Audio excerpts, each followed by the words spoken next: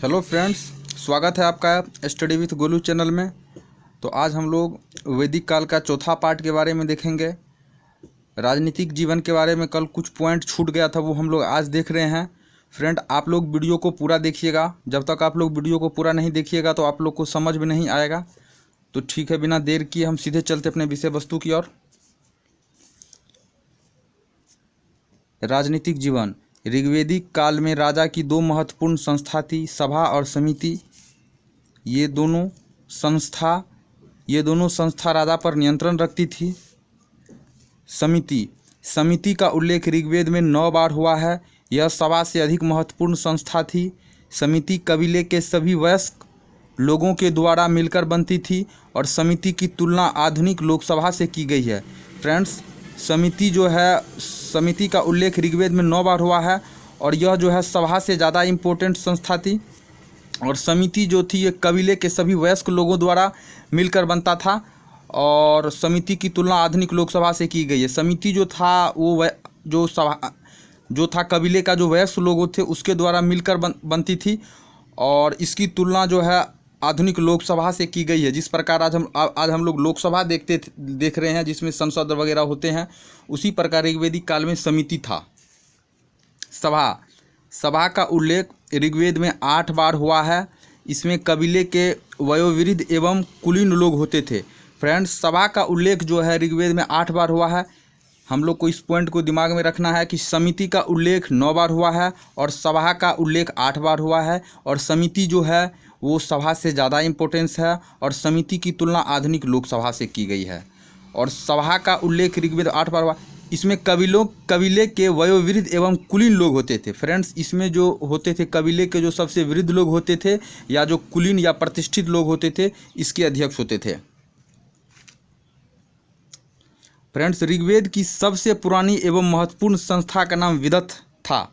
इस पॉइंट को हम लोग देख रहे हैं कि एग्जाम में ऐसा करके पूछा जाता है कि ऋग्वेद की सबसे पुरानी और महत्वपूर्ण संस्था के नाम क्या था, तो हम लोग इसको विदथ करेंगे। ठीक है। ऋग्वेद का सबसे महत्वपूर्ण संघर्ष। फ्रेंड्स, ऋग्वेद का जो सबसे महत्वपूर्ण संघर्ष था वो दशराग युद्ध था। और ऐसा करके पूछा जाता है कि भारत का सबसे पहला युद्ध कौन था। तो पहला युद्ध अगर भारत के बारे में पूछा जाएगा तो हम लोग कहेंगे दशराग युद्ध। दशराग युग से मिलता है। इनका वर्णन 7वें मंडल में मिलता है। ऋग्वेद का जो सबसे महत्वपूर्ण संघर्ष था दशराग युद्ध था और यह ऋग्वेद के 7वें मंडल में मिलता है। यह युद्ध पोरिसनी नदी, जिसका आधुनिक नाम रावी है, के तट पर लड़ा गया और इसमें एक तरफ भरतवंश का राजा सुदास था और दूसरी तरफ 10 अन्य कबीले के राजा था। ये जो युद्ध था, एक तरफ का राजा भरतवंश था और इसमें एक तरफ भरतवंश का राजा सुदास था और दूसरे तरफ 10 अन्य कबीले के राजा थे। युद्ध का कारण भरतवंश के राजा सुदास ने अपने पुरोहित विश्वामित्र को हटाकर वशिष्ठ को नया पुरोहित बनाया और विश्वामित्र क्रोधित हुआ और अपने तरफ 10 अन्य राजा को इकट्ठा किया और राजा सुदास के खिलाफ युद्ध की घोषणा की। राजा सुदास विजयी हुआ।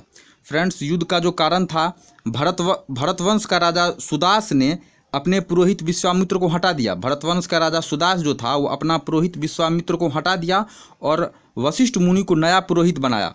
तो विश्वामित्र जो था वो राजा सुदास के खिलाफ युद्ध की घोषणा कर दिया और विश्वामित्र 10 राजा को इकट्ठा किया, यानी 10 कबीले का जो था 10 कबीले का राजा को एक साथ मिला के इकट्ठा किया और राजा सुदास के खिलाफ युद्ध की घोषणा कर दी। और इस युद्ध में फ्रेंड्स राजा सुदास विजयी हुआ। राजा के कुछ पदाधिकारी है, इसके बारे में हम लोग देख रहे हैं। पुरोहित सबसे महत्वपूर्ण था। सूत जो था इसको रथ हाँकने वाला कहा जाता था। कर्मरा धातु कर्मी को कहा जाता था। पूरब दुर्ग का रक्षक कहा जाता था। अस्पस गुप्तचर को कहा जाता था। अब हम लोग धार्मिक जीवन के बारे में देख रहे हैं। पशुचारण के लिए स्थानांतरण के कारण वे प्राकृतिक शक्ति से अधिक प्रभावित थे, इसलिए ऋग्वेद में जितने सारे देवता का उल्लेख हुआ है वे किसी न किसी प्राकृतिक शक्ति के प्रतीक थे, जैसे सूर्य है, अग्नि है, वरुण है, मारुत है जिसको हवा कहते हैं आदि। फ्रेंड्स, ऋग्वेदिक काल में हम लोग जानते हैं कि पशुचारण का महत्व अधिक था और जब चारागाह खत्म हो जाता था तो लोग दूसरे जगह स्थानांतरण करते थे। चारागाह के लिए। तो इसी कारण फ्रेंड्स वहाँ पे प्राकृतिक शक्ति जो है अधिक प्रभावित था, और इसी कारण लोग जो था ऋग्वेद में सारे देवताओं का जो उल्लेख हुआ है वो किसी न किसी प्राकृतिक शक्ति के प्रतीक थे। जैसा कि उदाहरण से हम लोग देख रहे हैं, सूर्य है, अग्नि है, वरुण है, मारुत आदि है। वैदिक काल के उत्तरार्ध में वेदांत की रचना हुई। फ्रेंड्स, वैदिक काल के उत्तरार्ध में वेदांत की रचना हुई, और वेदांत 6 है। एक वेदांत का नाम फ्रेंड्स निरुक्त था, जिसे यास्क ने लिखा है। ऐसा करके फ्रेंड्स कई बार एग्जाम में पूछा गया है कि निरुक्त का लेखक कौन है। तो फ्रेंड्स निरुक्त का लेखक यास्क है। यास्क ने अपनी निरुक्त में देवताओं की संख्या 33 बताई है, और देवताओं को 3 भाग में बांटा गया है। आकाश है फ्रेंड, अंतरिक्ष है और पृथ्वी है। आकाश के अंतर्गत भी कुछ देवताएं हैं, अंतरिक्ष के अंतर्गत भी कुछ देवताएं हैं, पृथ्वी के अंतर्गत भी कुछ देवताएं हैं। उन सब का नाम हम नहीं लिखे हैं। जो भी इम्पोर्टेंट देवताएं हैं उसका हम लोग आगे में चर्चा कर रहे हैं फ्रेंड्स। जैसे इंद्र है, इंद्र ऋग्वेदिक आर्य का सबसे महत्वपूर्ण देवता था। ये युद्ध के देवता थे। इसे पुरिंदर कहा जाता था, अर्थात किलों का विनाश करने वाला। ऋग्वेद में 250 सूक्त इंद्र को समर्पित है।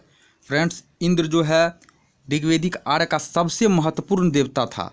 ये युद्ध का देवता था। इनको पुरंदर कहा जाता था, और पुरंदर जिसका मतलब होता है किलों का विनाश करने वाला। ऋग्वेद में फ्रेंड्स 10,028 सूक्त है, जिसमें से 250 सूक्त जो है 250 सूक्त वो इंद्र को समर्पित है। अब हम लोग अग्नि के बारे में देख रहे हैं। इंद्र के बाद अग्नि सबसे महत्वपूर्ण देवता था, और 10,028 सूक्त में फ्रेंड्स 200 सूक्त जो है अग्नि को समर्पित है। ऋग्वेद का पहला मंत्र अग्नि की स्तुति से ही प्रारंभ होता है। तो फ्रेंड्स हम लोग फिर से देख रहे हैं, ऋग्वेद के इंद्र के बाद फ्रेंड्स अग्नि सबसे महत्वपूर्ण देवता था। इसमें 200 सूक्त अग्नि को समर्पित है, और ऋग्वेद का पहला मंत्र अग्नि की स्तुति से ही प्रारंभ होता है। अब हम लोग वरुण को देख रहे हैं। इंद्र और अग्नि के बाद वरुण तीसरा महत्वपूर्ण देवता था। वरुण को रीत अर्थात नैतिक नियमों का संरक्षक बताया गया है। वरुण प्राकृतिक के संरक्षक थे। वरुण को ऋतस गोपा कहा गया है। ईरानी ग्रंथ जेंद अवस्था में वरुण को अहुर मजदा कहा गया है। फ्रेंड्स, वरुण जो है, जिसको हम लोग सूर्य कहते हैं, इंद्र और अग्नि के बाद वह तीसरा महत्वपूर्ण देवता था। वरुण को रीत कहा गया है। रीत अर्थात नैतिक नियम का संरक्षक।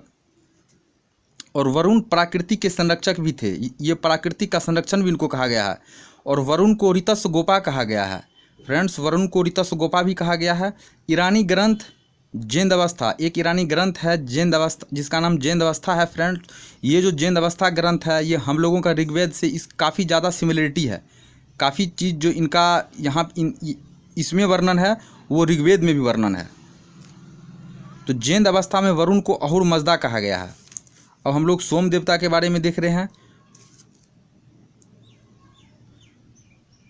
सोम वनस्पति का देवता है। ऋग्वेद का 9वां मंडल सोम देवता को समर्पित है। अब हम लोग आश्विन के बारे में देख रहे हैं।